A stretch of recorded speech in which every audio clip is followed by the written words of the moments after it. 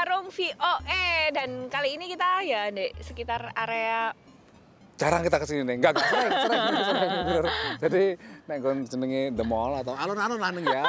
Mburi kono kae gedung sing terkenal Capitol Hill, sing kadang-kadang disalah mengerti dipikir gedung putih lek anak turis nek kene ning. Padahal beda, gedung putih kantore presiden. ya. Lek kowe kantore senator karo anggota DPR Amerika Serikat jenenge Kongres itu nih. Dan di tahun 2024 ini, Cak, ini adalah tahun politik. Yang benar-benar tahun politik karena separuh dari penduduk dunia ya dunia iki ya wakaiku itu melakukan pemilu tahun ini. Waduh, berbagai macam untuk milih presiden, milih anggota DPR, mungkin DPRD lokal dan sebagainya itu pemilihan umum tapi lebih ke pemimpin negara, pemimpin negara, jadi presiden misalnya ya, kan. Jadi memang situasi politik dunia itu akan ditentukan tahun ini ya, menentukan masa depan dan sebagainya. Ini kebetulan ngomong pemilu Indonesia itu juga warga Indonesia anak ini ya, itu yang menyambut dengan antusias. Iya, di Amerika Serikat itu ada 45.000 DPT ya. Daftar pemilih tetap yang terdaftar. Nah, sementara kalau nggon daerah DC dan sekitarnya anak piro 1.500 rene. 1.100-an, Cak. 100-an berkurang harus di 2019 ya, modun. Iya, tapi itu memang ada beberapa faktor ya.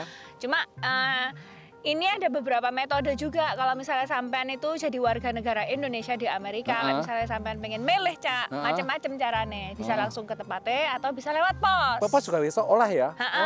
Ya apa ceritanya? Ditonton dulur. Data KBRI Washington DC menyebut ada 15.005 WNI di Amerika Serikat yang memilih via pos. Selain di Washington DC, pemilih via pos tersebar di 5 wilayah PPLN lain, yakni di San Francisco, Los Angeles, Houston, Chicago, dan New York. Di Washington DC, hampir 30% pemilih mencoblos via pos. Total pemilih sih 1.700 ya, kemudian pemilih pos 473 dan TPS 1.227.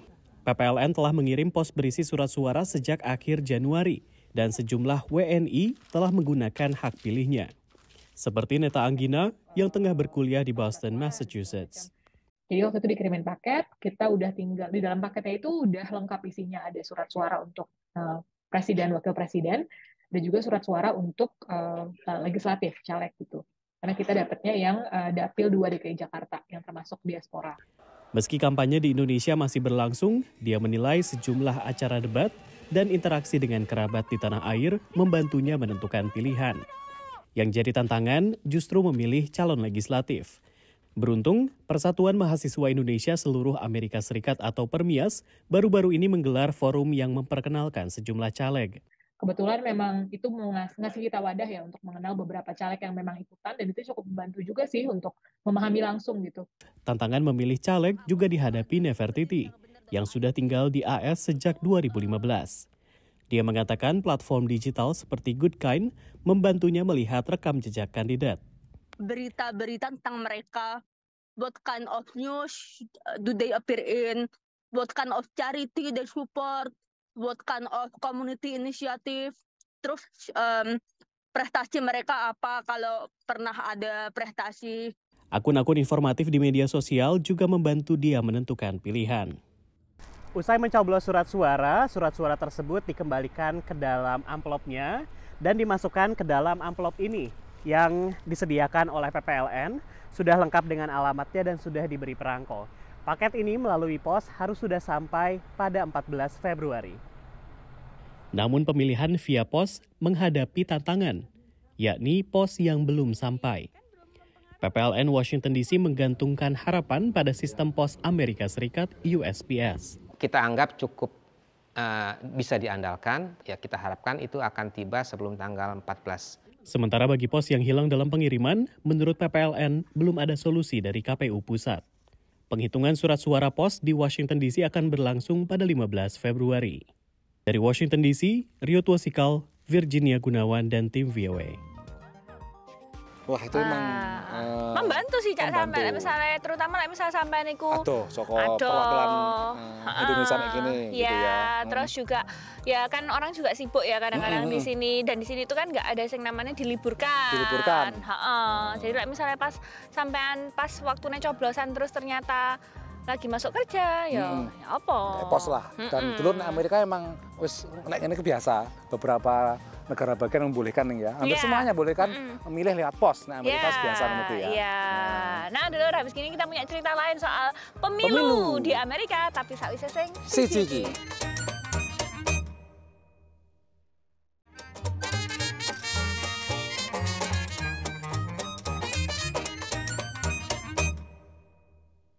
Ini ngomong tentang pemilu, partisipasi warga Indonesia nanggon Amerika pileg atau pilpres nih ya. Ya. Tapi itu memang anu ya mereka anak loh kalau sing nggon pelosok ono pengen teko pas hari pencoblosan mereka merasa ini peristiwa langka. Iya. 5 tahun sekali aku kudu menunjukkan rasa nasionalisme. Paling dia itu yang bisa dilakukan ya, terutama untuk diaspora Indonesia yang jauh dari tanah air.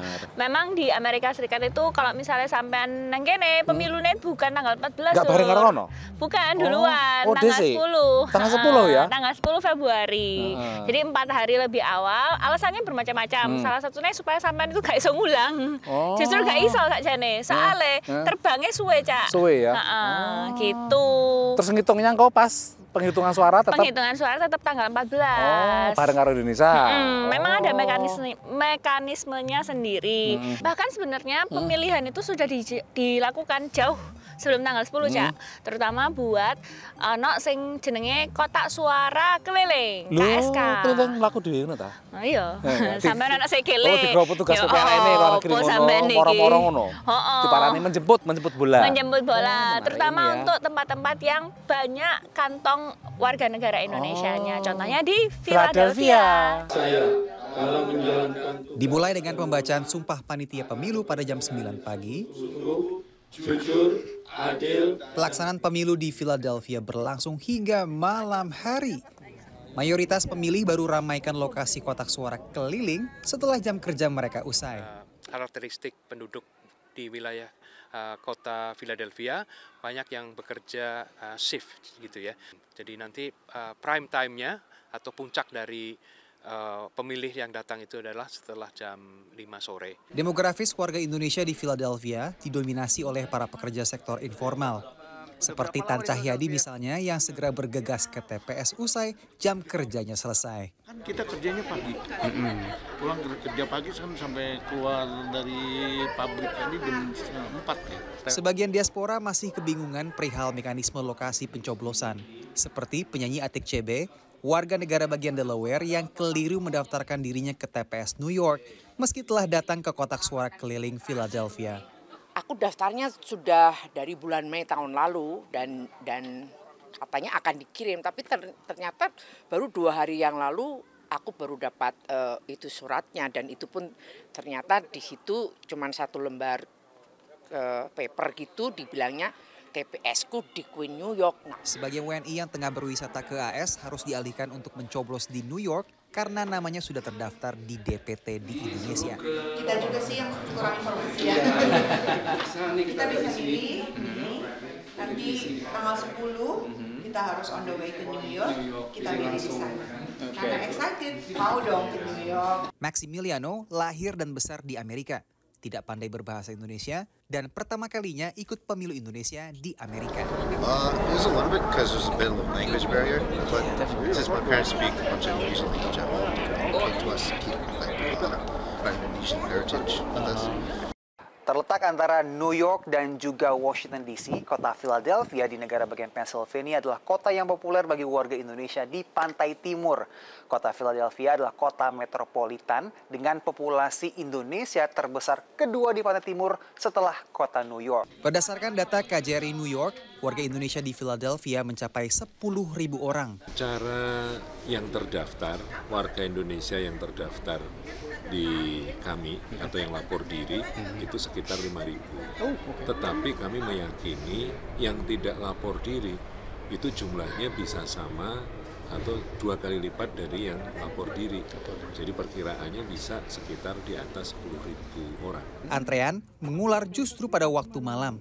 Selain pekerja sektor informal, banyak pemilih masuk kategori daftar pemilih khusus yang datang namun belum sempat mendaftar pada tahun lalu.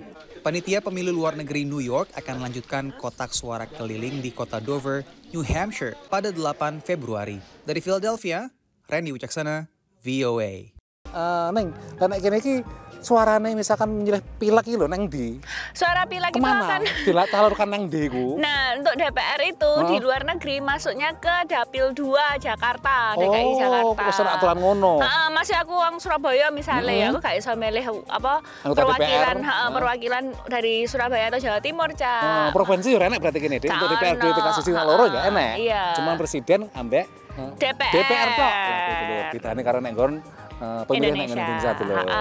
Nah, dulu habis gini kita punya cerita lain soal pemilu di Amerika, tapi sakwise sing siji.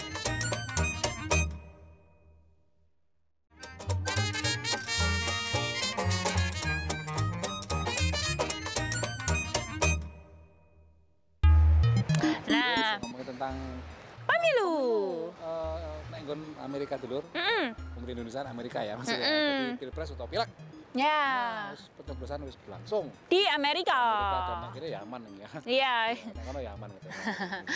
Nah, ada beberapa titik yang jadi tempat pencoblosan ya, Cak ya. Di Amerika itu ada 6 TPS. Ya. Itu termasuk di daerah-daerah KJRI, Konsul Jenderal Republik Indonesia yang ada di Amerika, dan KBRI. KBRI Washington DC, ya. New York, Chicago, Houston, LA, SF. Nah, memang daerah-daerah ini ada konsentrasi warga Indonesianya, dan juga misalnya salah satunya di Los Angeles itu yang paling besar ya, Cak ya. Nah, pertanyaannya berapa banyak yang muncul? Nah, itu masalahnya. Terdaftar, tapi datang apa enggak itu sing jadi masalah juga. Tapi lewat soto koyo nganggo pos aja sono pilihan atau TPS keliling mau sakjane. Iya, ya kalau ada niatnya pasti dilakukan. Nah, gimana berlangsungnya pemilu di Amerika? Ditonton aja dulur. Meski jauh dari tanah air, warga negara Indonesia di Amerika Serikat senang bisa ikut ambil bagian dalam pesta demokrasi Indonesia. Suasana kalau di Indonesia kan gitu, karena banyak sekali yang berpartisipasi jadinya benar-benar kerasa itu suasana pemilu. Tapi kalau di sini yang berbeda ya suasana yang tidak saya dapatkan itu.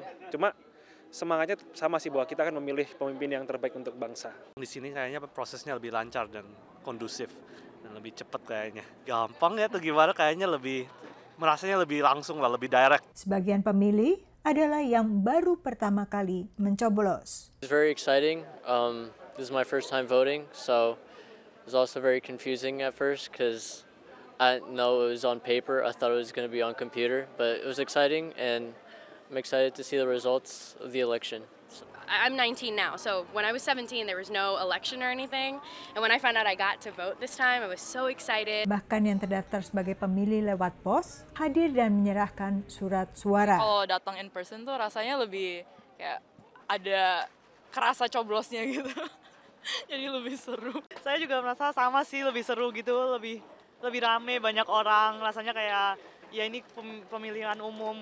Menurut data dari masing-masing PPLN, partisipasi pemilih yang datang ke TPS bervariasi untuk masing-masing wilayah. Di Washington DC yang hadir untuk mencoblos 723 orang. Dari 1.200 lebih nama dalam daftar pemilih tetap.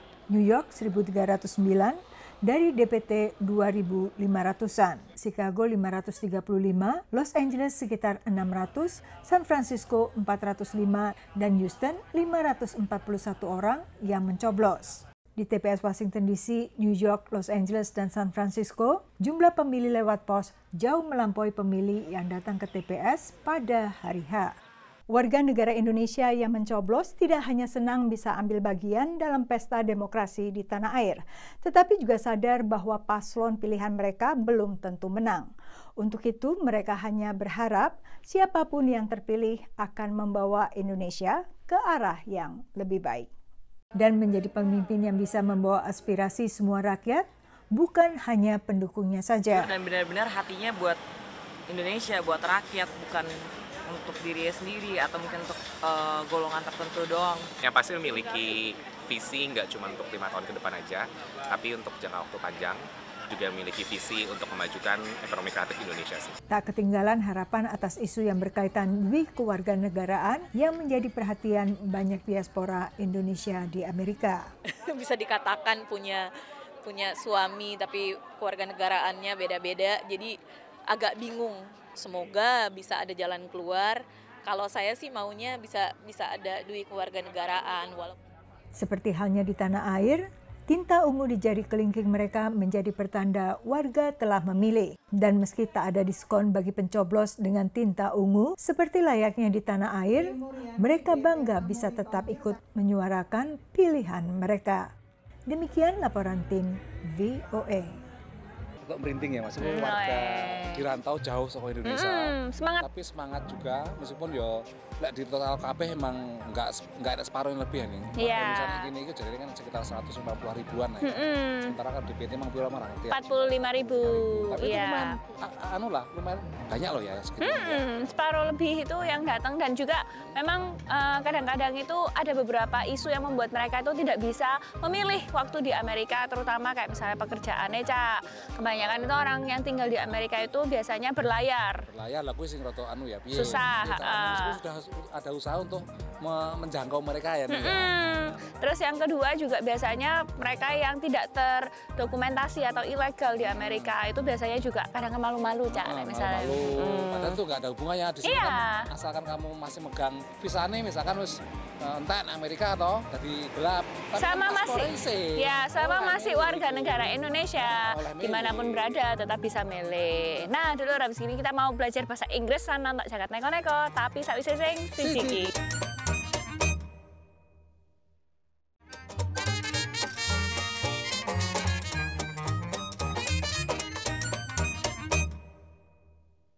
Itu ada lagunya, Cak, toh. Sampai inget gak?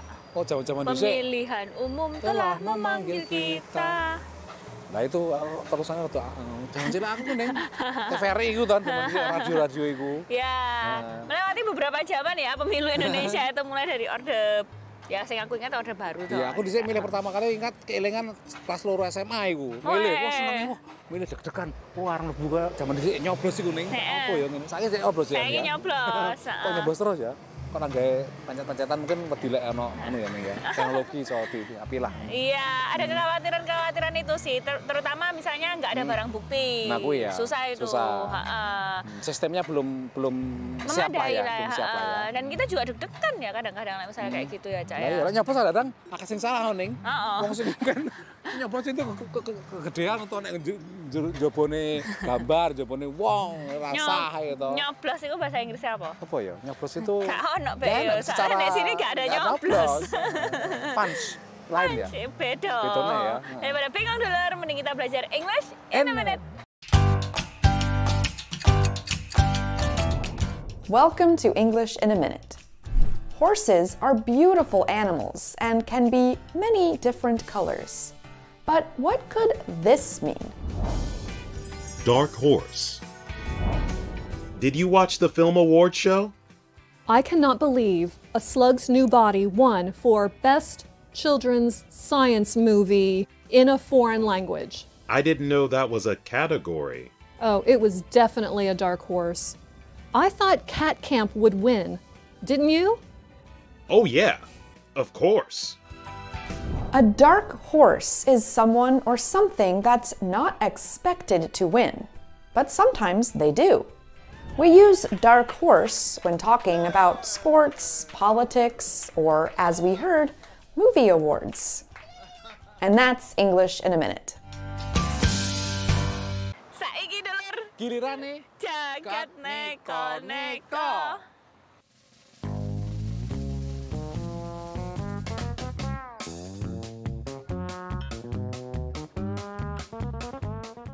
Nyambut dina kasih sayang atau Valentine Day 14 Februari wingi, tempat penampungan kewan ndok New Jersey iki duwe acara unik. Ya kuwi kebiri mantan pacarmu. Lho kok serem. Sopo sing nyumbang 700.000 rupiah sampean iso njaluk jeneng mantan pacar sampean didadekno jenenge kucing sing dikebiri. Tujuan kampanye iki nggo ngontrol populasi kucing liar sing saya akeh. Bar kebiri lan divaksinasi kucing liar kuwi diculno meneh. Lek mantane ketemu ambek kucing ndok dalan, iso cakar-cakaran iki lur.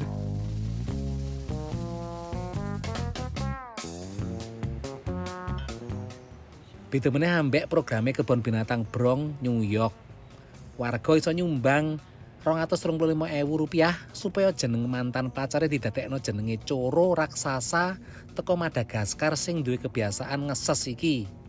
Program iki wis diwiwiti taun 2011 lan wis ana 54.000 Coro sing dijenengi ora kabeh jeneng mantan pacare, tapi yo bojo utawa anak mergo mereka seneng ambek serangga. Lho ngono ta. Lah sing penting lur, program iki wis kasil nglumpukno dana 17 miliar nggo ngrawat kewan ndok kebun binatang iki. Sik tah tegone anak nggo jeneng Coro lur.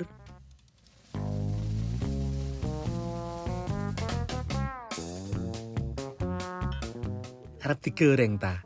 Ora lur, gedang iki arep digawe bir ambek warga Uganda. Bir gedang utawa jenenge tonto kuwi wis legendaris nang negara iki. Cara gawene isih tradisional. Gedang dicampur ambek suket gajah terus diitek-itek nggo njupuk sarine. Bar kuwi saripatine dijarno 12 nganti 24 jam ben fermentasi lan dadi bir. Jenenge bir lek ngombene kakean ya marakno mendem. Masalahe bir tradisional iki saiki terancam barek bir kemasan modern teko pabrik. Iki sayangnya nambek duduh tape lur. Nah Amerika iki yo lagi rame-rame nih iki. Sing jenenge di kalangan di Partai Republik isih arep milih sapa engko presiden sing capres iki sapa. Tapi unggulannya saya ketoke ya Pak mantan presiden Donald Trump yang ya. Nek nggon Partai Demokrat jelas. Pak Biden milih maju meneh kita wis kepilih dari nominasi namanya.